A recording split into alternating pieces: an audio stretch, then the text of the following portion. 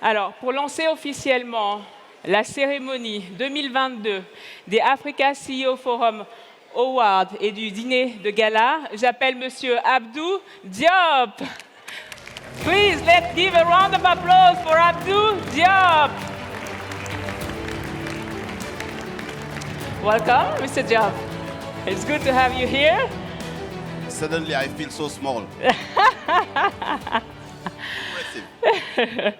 Yeah, I get that a lot. Exactly.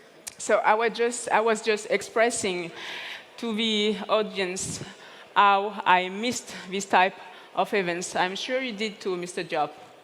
Yes, I think we need really to thank the country host, Côte d'Ivoire, and also Jeune Afrique for bringing us together. It has been so long time. What an impressive room. I think before getting out of the stage, I will take a photo because this is really huge and it's really great. You want to take a selfie? Let's do it. For sure. We need to do it.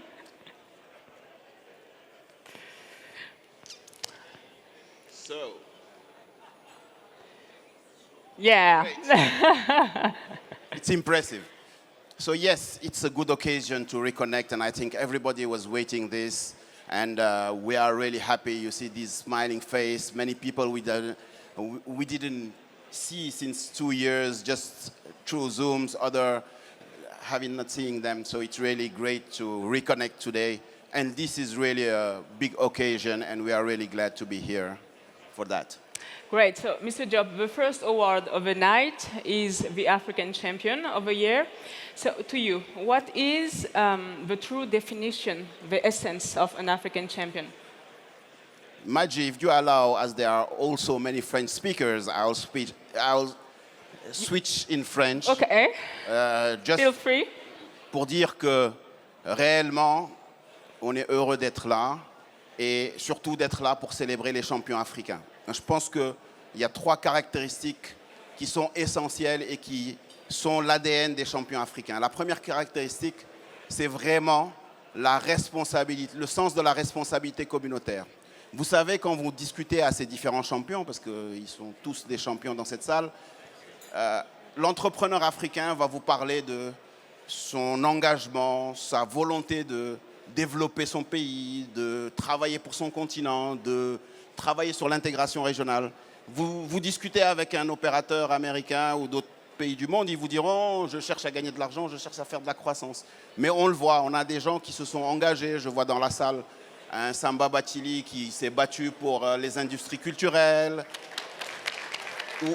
ou encore un Abdessamad Rabiou. Bon, je cite des amis, je suis désolé, même si tous sont des amis, mais il faut qu'on en cite quelques-uns. Donc, ils s'engagent sur des choses, ils savent qu'ils ont une certaine responsabilité. Aujourd'hui, on le voit, Aliko qui investit, je dis qui fait tapis sur une raffinerie. Excusez-moi, Aliko. Quel Aliko? Dangote. Oh, c'est une évidence. Voilà. Donc, qui investit sur une raffinerie alors qu'il aurait pu se reposer et vivre paisiblement sa retraite, mais il sait qu'il a cette responsabilité d'apporter cela, c'est son héritage pour le Nigeria. Et donc ça, c'est le premier élément. Le deuxième élément, c'est l'engagement. Je pense que la crise du Covid a montré cet engagement des entreprises africaines, des entrepreneurs africains. Je me rappelle lorsque, au Maroc, il a été lancé le fonds Covid, en une semaine, les entreprises, les entrepreneurs ont mobilisé 3 milliards d'euros pour accompagner l'État dans cette crise Covid. Et ce n'est pas que cela, on le voit réellement dans l'engagement qu'ont eu, j'ai aussi d'autres amis, Paolo Gomez, Didier Akwete, pendant la crise Covid, pour trouver des solutions à la relance pour l'économie africaine. Donc il y a ce sens important de l'engagement qui existe sur le continent. Et le troisième, bien sûr, et ça, tous les entrepreneurs le diront, c'est cette résilience. Vous savez, être entrepreneur en Afrique, ce n'est pas simple parce que, effectivement, vous vous battez face à un secteur informel, vous vous battez face à des enjeux de compétitivité, le coût de l'énergie, tout ce qu'on veut. Vous vous battez parce que vous êtes une vache à lait pour les impôts et avec ça, vous subissez la crise du Covid, etc. Et je pense qu'un des symboles de la résilience dans cette salle, c'est peut-être mon grand frère Mossadegh Bali qui, après, est dans l'industrie du tourisme, qui a vécu la période où le Mali avait la problématique du terrorisme, ensuite la crise du Covid, maintenant les problématiques avec la CEDEAO, mais qui continue à se battre pour encore investir et qui est là dans cette salle malgré tout cela. Donc je pense que c'est ça vraiment les champions africains. Ouais. Et c'est pour cela que les 5000 collaborateurs de Mazars sur le continent s'engagent auprès des entreprises pour aider à développer et à renforcer ce champion africain.